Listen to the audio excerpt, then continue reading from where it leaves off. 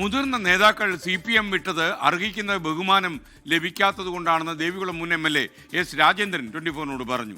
G Sudhakaran, Aisha പൂരിയും PK ശശിയുമൊക്കെ CPM വിട്ടത് അധ്വാനത്തിന്റെ വില കിട്ടാത്തതുകൊണ്ട് മാത്രമാണ്. ഇടുക്കിയിലെ പ്രശ്നങ്ങൾ പരിഹരിക്കാനാണ് BJPക്കൊപ്പം നിന്നതെന്നും NDA സ്ഥാനാർത്ഥി കൂടിയായ S. രാജേന്ദ്രൻ പറഞ്ഞു. കാണാം തനേഷ് തമ്പി തയ്യാറാക്കുന്ന ഗ്രൗണ്ട് സീറോ. നമസ്കാരം. Devikulam മണ്ഡലത്തിലാണ് ground zero.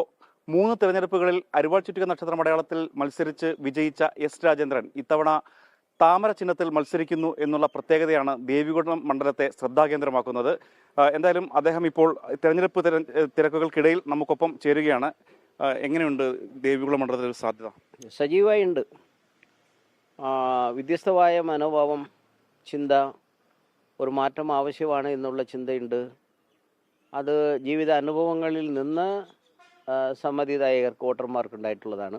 ഈ പാർട്ടിയെ വഞ്ചിച്ചു എന്നുള്ളതാണ് മണ്ഡലത്തിലുടനീളം CPIM S. രാജേന്ദ്രൻ എന്ന് പറയുന്ന സ്ഥാനാർത്ഥിക്കെതിരെ ഉന്നയിക്കുന്ന പ്രധാനപ്പെട്ട ആരോപണം. അവർക്ക് എന്തറിയാം? വഞ്ചിക്കുക എന്ന് പറയുന്നത് എന്തറിയാം? ഞാൻ പാർട്ടിയെ വഞ്ചിച്ചു എന്ന് പറയുമ്പോൾ എൻ്റെ അധ്വാനത്തിൻ്റെ ഒരു അംശം പോലും വീണ്ടും നഷ്ടപ്പെടാതെ, എൻ്റെ അധ്വാനത്തിൽ നിന്ന് വീണ്ടും നഷ്ടപ്പെടാതെ ചോർത്തിയെടുക്കാനും അതിൽ ഊറ്റം കൊല്ലാനും ആഗ്രഹിക്കുന്ന ആളുകൾ മാത്രമാണ് വഞ്ചിച്ചു. അതിൻ്റെ ഇടയ്ക്ക് പറയുന്നത് എന്താണ്? സീറ്റ് ചോദിച്ചാൽ തന്നേനെന്ന്. സീറ്റ് ഒരിക്കലും ഒരാളിനോട് ഞാൻ ചോദിച്ചിട്ടില്ല. അധ്വാനത്തിനെ ബഹുമാനിക്കാത്ത ഒരു സ്ഥലത്ത് നിൽക്കാൻ ഒക്കത്തില്ല. മനസ്ഥിതി ശുദ്ധഗതിയിലുള്ള ആളുകളാരും അങ്ങനെയൊന്നും അടിമയായി നിൽക്കാൻ പറ്റത്തില്ല. പാർട്ടിക്ക് അടിമയാകാം, വിധേയമാകാം, അതൊക്കെ ഓക്കെ. പക്ഷെ ചില ആളുകൾക്ക് മാത്രം അടിമയായി നിൽക്കണം എന്ന് പറഞ്ഞാൽ അതൊന്നും കമ്മ്യൂണിസ്റ്റ് പ്രസ്ഥാനത്തിൽ പറഞ്ഞിട്ടുള്ളത്. എന്തുകൊണ്ടാണ് ഈ ചില ആളുകൾ ഈ അധ്വാനം കാണാതെ പോകുന്നത്? അവരുടെ സ്വാർത്ഥത, അവരുടെ താല്പര്യം. അവരെന്നും നേതാവായിരിക്കണം.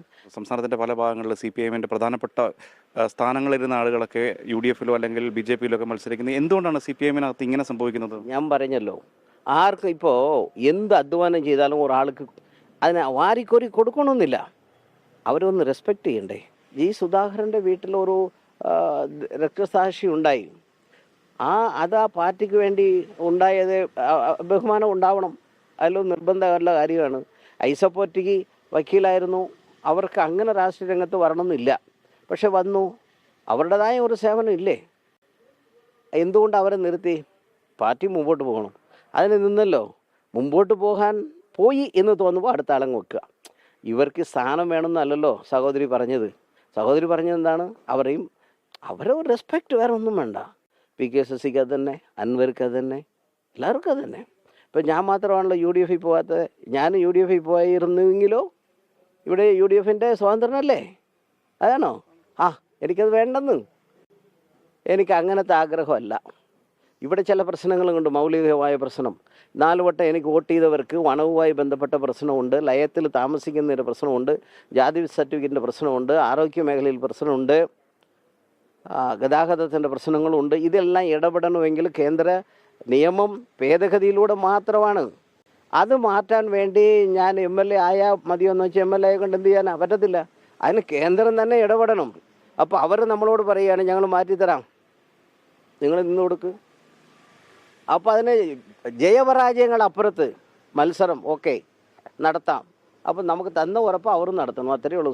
ഒരു സോഷ്യൽ കമ്മിറ്റ്മെൻ്റ് ആണ്, ഒരു പൊളിറ്റിക്കൽ കമ്മിറ്റ്മെൻ്റ് ആണ്. അപ്പോൾ എല്ലാവിധ ആശംസകളും. Thank you. വളരെ നന്ദി, സന്തോഷം.